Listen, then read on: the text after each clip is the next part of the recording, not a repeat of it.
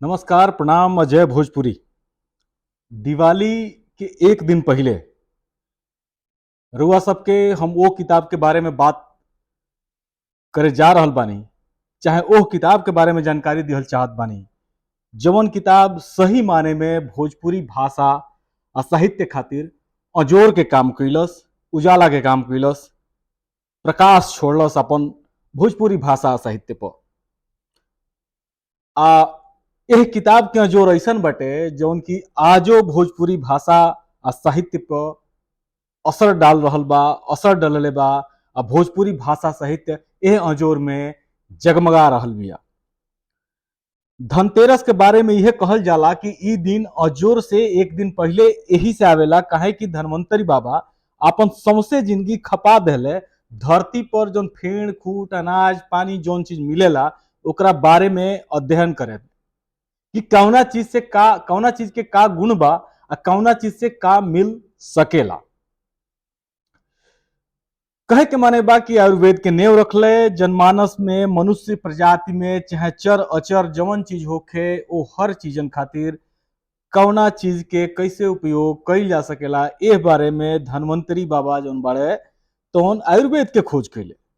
यानी कि स्वास्थ्य खातिर वहां के एगो आयुर्वेद रूपी अजोर के स्रोत देहनी। ठीक, तो कुछ न कुछ जैसे हमनी के दिवाली में अनहार के मिटावे खातिर अजोर करेनी जा, जैसे धन्वंतरी बाबा आयुर्वेद के खोज कैले मनुष्य प्रजाति के चाहे बाकी चराचर के स्वस्थ रखे खातिर, वही तरह भोजपुरी भाषा साहित्य में एह किताब के योगदान बटे। ई किताब भोजपुरी भाषा आ साहित्य के स्वस्थ रखे खातिर अजोर करे खातिर जरूरी किताब है। रुआ सब सोचत हो कब कि आखिर कौन किताब है। असल में बलिया के एगो लड़का बीएचयू में पढ़त रहे। एक दिन ओकरा मालूम चलल कि एगो अंग्रेज भाषाविद बाड़े ग्रियर्सन, उ कहत बाड़े कि भोजपुरी जौन ह तौन हिंदी के अंदर ना आवेले, हिंदी के उपभाषा ना ह, भोजपुरी जौन ह तौन हिंदी से अलग हटे। तो उ लड़का जौन बलिया का रहे, तेवर रहबे कइल, बागी बलिया का रहे, तो लड़का कहलस कि ग्रियर्सन अंग्रेज हवे, उनका लागत होई कि भाषा के अलग कर देवे के चाही, तोड़ो और राज करो वाला नीति जौन बिया तौन अंग्रेज के रहबे कइल।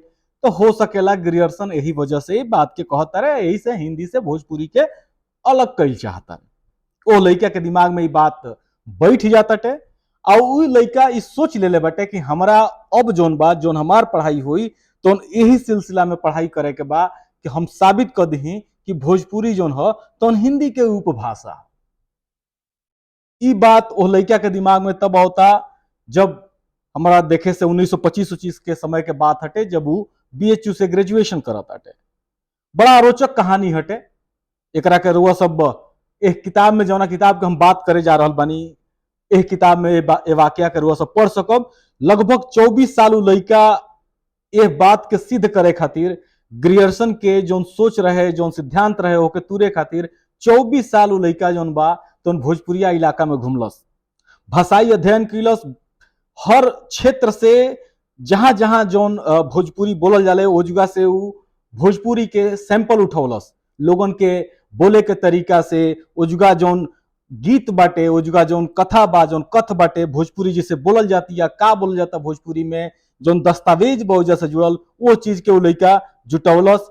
आ ओकरा बाद जब वो लड़का शोध करे लागल सारा चीजन के जुटौला पर, तो वो लड़का के मिलता कि भाषा शास्त्र के हिसाब से, भाषा विज्ञान के हिसाब से, व्याकरण के हिसाब से, शब्दकोश के हिसाब से, बोले के तरीका के हिसाब से भोजपुरी आ हिंदी में कोनो समानता है नहीं खे।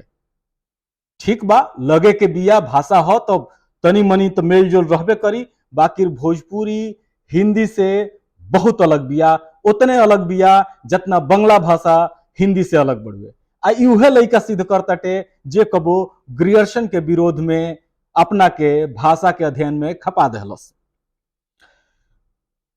तो कहीं ना कहीं आज के जो किताब बिया बहुत ही महत्वपूर्ण किताब हटे।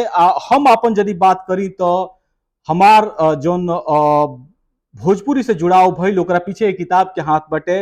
हम पहले हमू यह सोचत रहनी कि भोजपुरी हिंदी के उपभाषा है, बाकी जब हम डॉक्टर उदय नारायण तिवारी के पढ़नी, जब उनका किताब के पढ़नी तब हमरा अपना गलती के एहसास भइल। हम डॉक्टर उदय नारायण तिवारी जी के अपन मने मन अपन गुरु मान लेहनी और ओकरा बाद से हम ए विषय में ए भाषा के लेके ए भाषा से जुड़ल चीजन के पढ़े लगनी। तो आज जौना किताब के हम बात करे जा रहल बानी वो किताब के नाम हुआ भोजपुरी भाषा और साहित्य। रुआ सब देख सकेनी भोजपुरी भाषा और साहित्य हमरा किताबी के कोना पर बिया। अब मजेदार बात बाटे कि धनतेरस से एक दिन पहले ही किताब भोजपुरी साहित्यांगन पर अपलोड भइल बिया। भोजपुरी भाषा साहित्य के दूसरका संस्करण जो अपलोड भइल बाटे एकर लेखक डॉक्टर उदय नारायण तिवारी जी बानी, प्रकाशक बिहार राष्ट्र भाषा परिषद हटे। ई ठेहा भोजपुरी साहित्यांगन पर 931वां किताब ही हटे। धनतेरस के एक दिन पहले ही किताब अपलोड भइल बिया। आई दूसरका संस्करण हटे। 2-3 हफ्ता पहले हम हाँ 2-3 हफ्ता हो गए लगभग हम भोजपुरी साहित्यांगन के रंजन प्रकाश भैया से बात करते नहीं तो वहां के हमरा के बताओनी कि भोजपुरी भाषा और साहित्य पर काम चल रहा बाटे नवीन। आई किताब जल्दी साइट पर आ जाई। चूंकि 697 पेज के किताब बिया ए वजह से तनी समय लागत अटे अपलोड करे में, स्कैन करे में। हमरा लगे एक किताब के पहिलका संस्करण बाटे जो हम रुआ सबके बतौनी हटे। दूसरा संस्करण रुआ सबके भोजपुरी साहित्यांगन पर मिल जी जौना के हम पढ़नी हटे। ओकरा में कुछ एक चीज हम अभी बाकी बा पढ़े के। बाकी जो मुख्य बदलाव आइल बाटे पहिलका संस्करण से दूसरका संस्करण में वो सारा बदलाव के हम पढ़नी हटे। तब हमरा लागल हटे कि किताब के बारे में अब चूंकि किताब आम जन खातिर आसानी से उपलब्ध हो गई, बस वेबसाइट पर जाए के बाद भोजपुरी साहित्यांगन के वजह से डाउनलोड करे के बाद जाके पढ़े के बाद तब हमरा लागल हटे कि किताब के बारे में रुआ सबके हम बताई। अब बात किताब के बारे में होकर जो दूसरका संस्करण आइल बा उदय जी के ई किताब जोन बिया आ उदय जी अपन एक किताब के समर्पित के लिए बनी अपना गुरु के जेकरा प्रेरणा से वहां के भोजपुरी भाषा पर काम शुरू कैली। सुनीति कुमार चटुर्जिया, वहां के चटुर्जिया लिखा था नहीं, सुनीति कुमार चटर्जी के नाम से वहां के बहुत फेमस रहनी। उत्तर भारत के बहुत बड़हन भाषाविद डॉक्टर सुनीति कुमार चटर्जी जी और कहीं ना कहीं ग्रियर्सन के ईर्खा और डॉक्टर सुनीति कुमार चटर्जी जी के प्रेरणा और समर्थन के वजह से ही डॉक्टर उदय जी भोजपुरी भाषा पर काम के लिए बनी। भोजपुरी खातिर उदय जी के सबसे पहला काम जो रहे वो किताब रुआ सबके आर्काइव में मिल जाई, the origin and development of Bhojpuri. लंबा समय तक एक किताब के प्रकाशन बार बार एकर प्रकाशन भइल बटे। किताब बहुत डिमांडिंग किताब हटे, अंग्रेजी में वो किताब बिया। अभी जो हम बात करतनी भोजपुरी भाषा और साहित्य के ये किताब हिंदी में बिया। एक किताब के अगला पन्ना पर भोजपुरी भाषा और भोजपुरी उपभाषा के नक्शा बाटे। वह सब देख सकेनी कि एक किताब में कौना क्षेत्र में भोजपुरी के क्षेत्र में भोजपुरी के जौन आपन क्षेत्र बाटे ओह में कहां पर कौना तरह के भोजपुरी बोलल जाले जौना के भोजपुरी के उपभाषा कहल जाला। हम एगो खास बात बता दी कि नक्शा ऐसे ही नहीं बनल, मतलब ऐसे नहीं कि ड्राइंग रूम में उदय जी आलोपी बाग इलाहाबाद में बैठ के वहां के नक्शा बना दिले ओखब, बिल्कुल ना। वहां के नक्शा के हिसाब से वो बाउंड्री लाइन पर गई बनी, भाषा के बदलाव के देखले बनी और ओकरा बाद वहां के चिन्हित के ले बनी कि ना भोजपुरी हेजगे ले बिया। भोजपुरी जो एजा बोलल जा रहल बिया, जो एजा भाषा बोलल जा रहल बटे, जो बोली एजा बोलल जा रहल बटे वो भोजपुरी से ओकर जुड़ाव बा कि ना, इस चीज के चिन्हित के लिए बनी वहां के घूम घूम के वो जगह पर गई बनी और ओकरा बाद वहां के नक्शा के तैयार के लिए बनी जो नक्शा रुआ सब सोझा देखा तानी। तो ई हो गई रुआ सबके किताब में नक्शा वाला हिस्सा बाटे। एगो और चीज हम बता दी कि नक्शा जो बाटे तो ग्रियर्सन के नक्शा से तनी बदलाव लेके बाटे, यानी कि ग्रियर्सन के नक्शा जो बाटे जो इनपुट के आधार पर रहे, मतलब वो खुद जाके ना देख ले रहे, उनका के जो इनपुट मिले रहे वो आधार पर बना रहे। जबकि उदय जी के नक्शा जो बाटे तो यहाँ के खुद जाके और उस जगह वेरीफाई करके ऑथेंटिकेट के लिए बनी ओकरा बाद एकरा के नक्शा में जोड़ ले बनी। आगे सह निदेशक रामदयाल पांडे जी के वक्तव्य बा, फिर शिवपूजन सहाय जी के पहला संस्करण में शिवपूजन सहाय जी के वक्तव्य रहे उहो बाटे। एकरा बाद जोन बा उदय जी जोन बा पहला दूसरका संस्करण खातिर जोन अपन भूमिका लिखले बानी ओकर चर्चा बाटे। ओकरा बाद पहिलका संस्करण में जोन वहां के 2 शब्द लिखले बानी उ रुआ सबके पढ़े के मिली। एह किताब के बुनियाद के जाने खातिर एक किताब के 2 शब्द के पढ़ल जरूरी बा। ई लेख पहला संस्करण में बाटे, यानी कि जब एक किताब आई रहे जो हमारे किताब भी उनमें 2 शब्द रहे, बाकी वो 2 शब्द एहू किताब में बाटे। वो 2 शब्द के रुआ से पढ़ब तो जो शुरुआत में हम भूमिका बनौनी हटे किताब के बारे में बतावे खातिर वो भूमिका से रुआ सबके परिचय हो जी। मतलब उ भूमिका ही इतना काफी बा। दो शब्द में जो पहिलका पन्ना बाटे जो हम स्क्रीन पर भी लगौले बानी, ये पहिलका पन्ना में रोज सबके बुझा जी कि भाषा साहित्य से नेह छो कैसन होला। हम विशेष सूची के स्नैपशॉट नहीं लगावत, लेकिन एगो बात जरूर बता देता नहीं कि जैसे ही रुआ सब दो शब्द के पढ़ के आगे खातिर बढ़ब तो लागी कि रुआ भाषा साहित्य के महासागर में समंदर में रुआ सब उतर गइल बानी।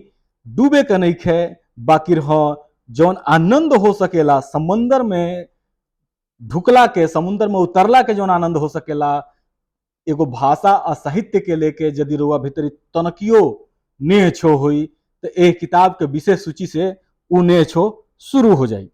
हम विशेष सूची के स्नैपशॉट नहीं लगावत, एक किताब के चैलेंज करता नहीं हम रुआ सबके पढ़े खातिर। रुआ सब पढ़ी सबे ई किताब तथ्य, तर्क, उदाहरण, आंकड़ा, भाषाई शास्त्र के हिसाब से हर तरीका से भोजपुरी भाषा और साहित्य के बारे में बड़ा सटीक तरीका से बात कर रहल बिया, जवाब दे रहल बिया, सवाल कर रहल बिया, बता रहल बिया कि भोजपुरी का ह, कैसन हटे, अब भोजपुरी काहे एकरा इतना विस्तार मिलल बा। भोजपुरी के साहित्य के बारे में बात होता है, साहित्य में का विविधता बा ओकरा बारे में बात होता है, आ तुलनात्मक अध्ययन भी हो रहल बा मैथिली संगे हिंदी संगे। तो ई खासियत बते किताब के जो भीतरी रुआ सब उतरब सब है। तो हमरा हैरानी होला, आई हैरानी हम अक्सर ये बात के हम करेनी, हमरा हैरानी होला कि भोजपुरी भाषा साहित्य से जुड़ल लोग, साहित्यकार लोग यही किताब के बारे में एक किताब के लेखक के बारे में बहुत कम बात करेला। बाकी वह साहित्यकार लोग जब जतना मन करेला कटोरा उठावेला एक किताब से निकाल के अपना थाती में भर लेला। भोजपुरी खातिर लिखाइल कोनो व्याकरण, कोनो इतिहास बिना एक किताब के अधूरा बड़ुए हम रुआ सबके बतावल चाहतनी। ये सब के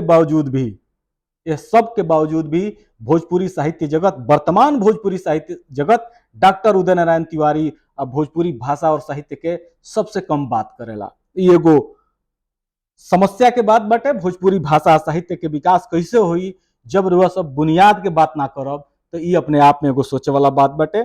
तो अब जब ये किताब आम जन के सोचा आ गई बिया, तब अभी रौरा हाथ में बाटे, केहू साहित्य मठ मठाधीश के हाथ में नहीं के। रुआ सब एक किताब के उठाई, पढ़ी। एगो और चीज बता दी कि किताब ऐसा ना हटे, ऐसा रोचक ना हटे कि रुआ ऐसे बैठब चटपट एकरा के खत्म कर सकेनी।